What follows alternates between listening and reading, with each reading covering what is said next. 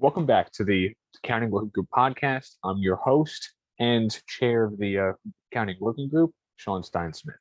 And I am, in this episode here today, going to try to give a quick recap and overview of this past 12 months, which have been quite busy.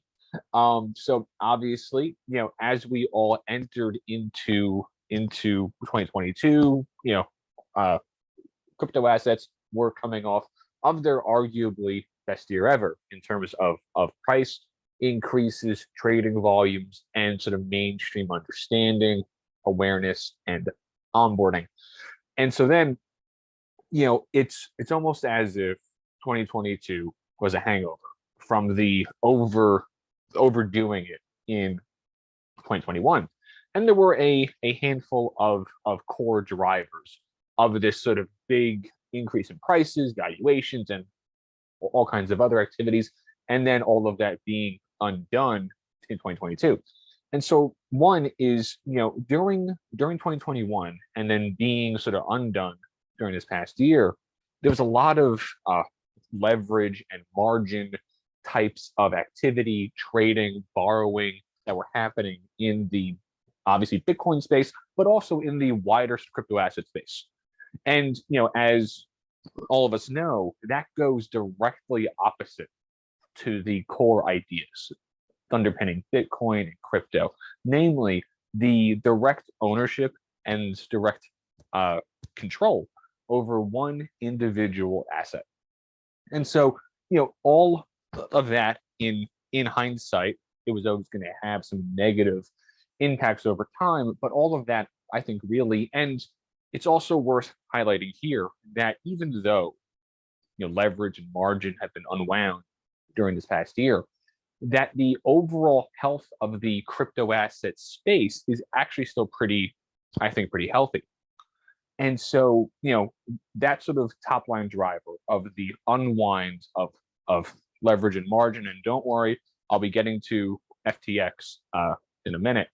But all of that, I think, honestly drove the massive uptick in prices during 21. And then the unwinding of that has also caused a good chunk of the price drops in 2022. And then as a direct add-on to that, there were several high-profile meltdowns that happened in 2022, be it Celsius, Terra Labs, Voyager, 3 Hours Capital, or any one of the numerous entities that hit obstacles, that hit bumps, or that had to close down shop during 2022. And I would argue that the failure of those enterprises, and again, don't worry, I'll be coming to FTX soon.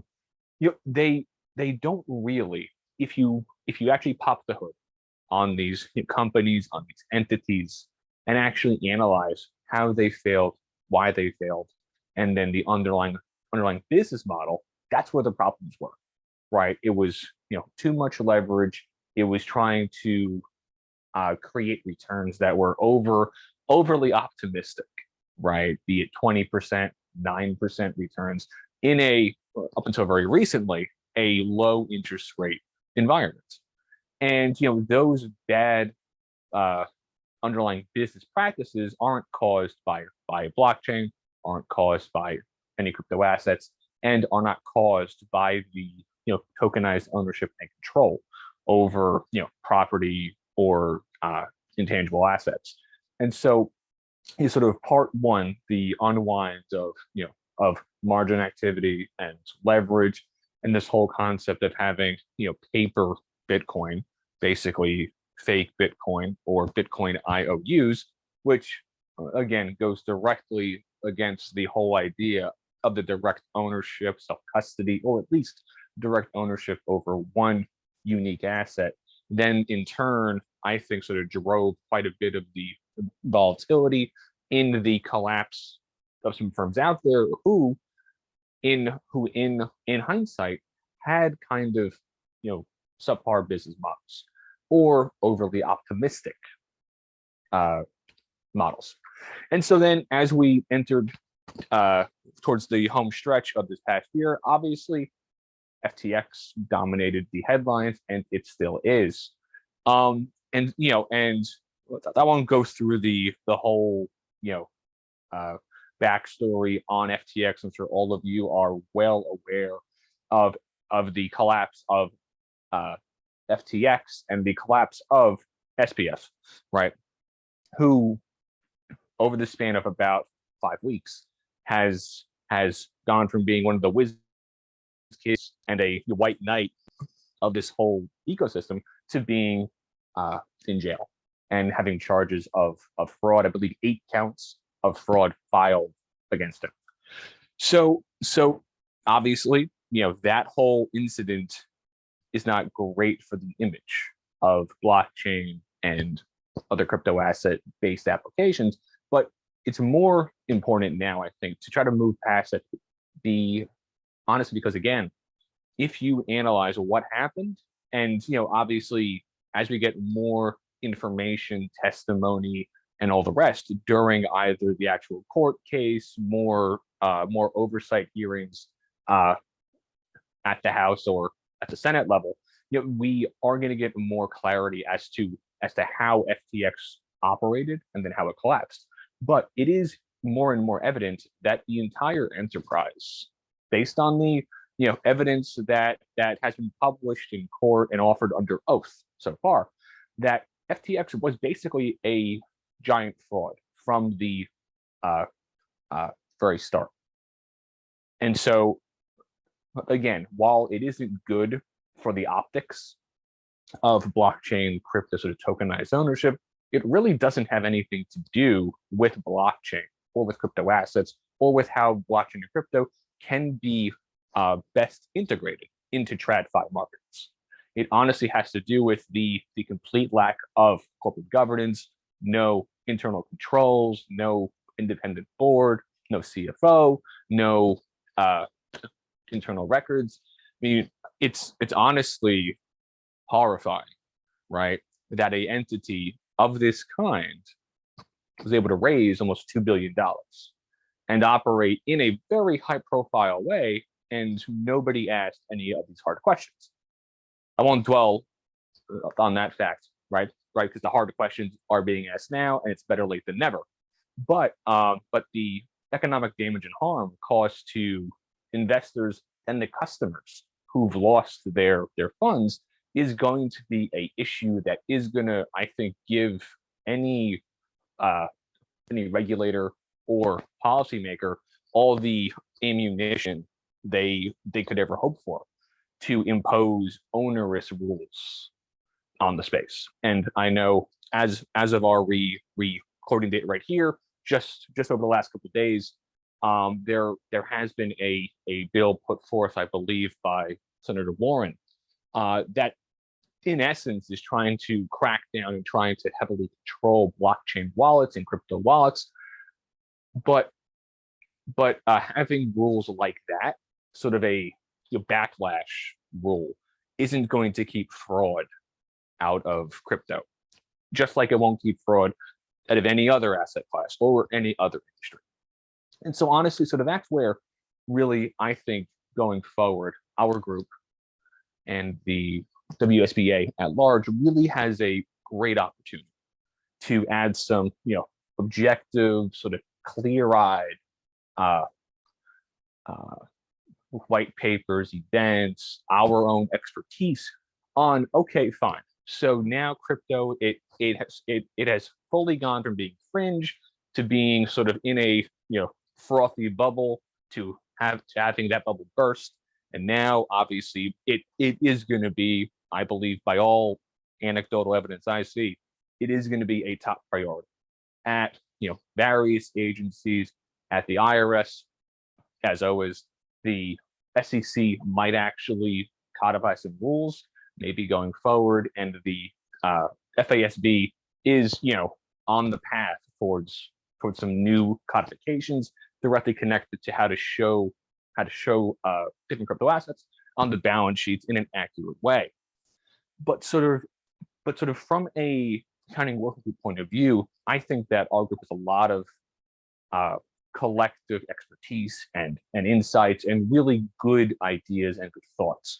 And so I honestly am aiming to have our group try to really have a active voice in this conversation, right? Because it's going to be awfully intense, I think, in terms of policy and regulations coming from every angle. And so hopefully our group can have a voice and add our input into these conversations, right? Because as we all know, it's always easier to have good rules or good frameworks or good accounting standards written up front, as opposed to trying to go back after the fact and edit them, tweak them, or to then have to build awkward sort of workarounds. And so a area that has been really on the front page and on the front burner as of our recording date during the last week or so is this idea of proof of reserves. And there are any number of issues and open items that are being talked about right now in terms of how these POR engagements are done, who is doing them, how are they doing them, and frankly, are they actually worth anything? And so that's really where our group, I think, can try to add not anything authoritative, obviously, but to try to add, again, some objective, clear-eyed conversation on this topic, just trying to outline what the goal of a POR engagement is, and to also help better inform other conversations going on at other bodies and other standard setters out there. And so now obviously there's been a lot of controversy on how these POR engagements are done, and there are some firms that are actually actively backing out of offering any services around crypto after some of the backlash. But I do think it's a real opportunity to have some real sort of calm, level-headed insight as to, okay, right, there are issues around how to audit blockchain-based assets or how to audit tokenized ownership.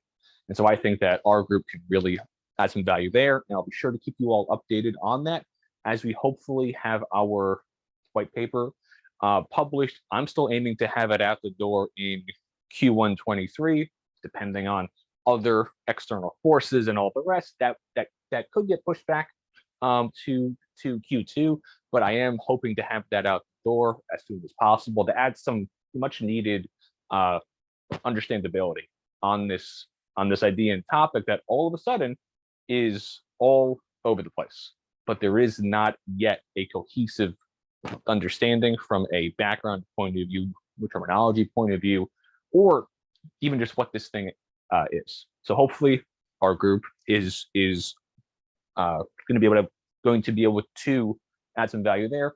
And on the whole other bevy of issues that I am almost guaranteeing are going to be on the front burner during the next 12 months. And so, to wrap up this year-end podcast here, I just want to say that it's always really a pleasure to be the chair of this group and to work with all of you, learn from all of you.